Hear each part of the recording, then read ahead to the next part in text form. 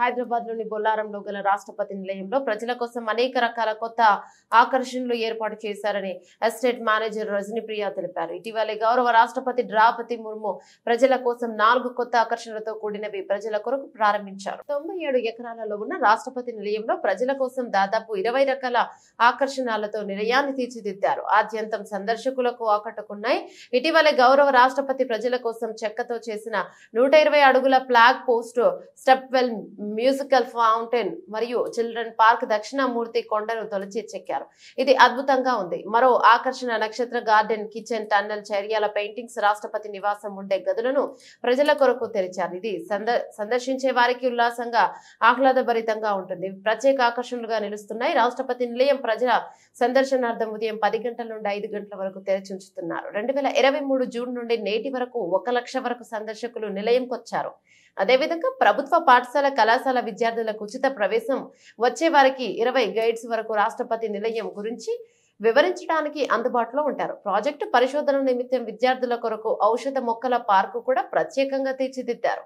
దీనితో పిల్లలకు ఉల్లాసంగా ప్రకృతి నుండి నేర్చుకోవచ్చు. విదేశీయులు కూడా అధిక సంఖ్యలో నిలయాన్ని సందర్శిస్తున్నారు.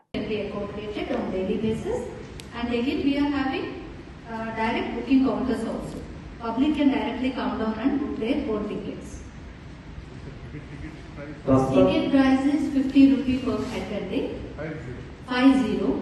And if there is a group of 30 people, oka institution nunchi kaani, oka family member, oka group ga 30 people karko oka group ga karko vachi ticket book cheskunnatlaite there is a 20% discount in that. And coming to institutions also, any institutions kuda alaga 30 group ga vachinappudu kuda the same 20% discount untundi. And below 8 year children andarki kuda free of cost untundi. And one major decision taken by Honorable President of India is till 12th standard all government school children or college children ki visit is completely free. Idi starting from March, government colleges till 12th class. Ante polytechnic, ITIs, intermediates and high school students and primary school children వీళ్ళందరికీ కూడా free of cost visit ఉంటుంది. How many employees and labors appointed for the campaign? Yes. Yeah. As this is completely a public tour to make the visitor ఒక satisfaction తో ఇంత దూరం వచ్చి వెళ్ళడం కోసము చాలా ఎమ్యూనిటీస్ ని క్రియేట్ చేయడం జరిగింది. First of all we have appointed scholar guides.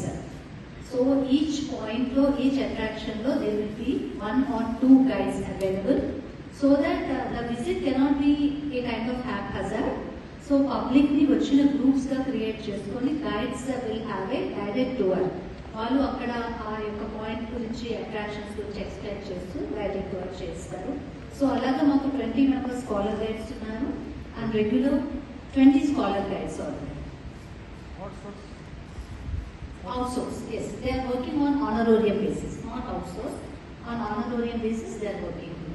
No, I want to ask about. Yeah. We have garden maintenance malis out there. As per the requirement of the area, we have around 40 malis working in the campus. Gardeners are there.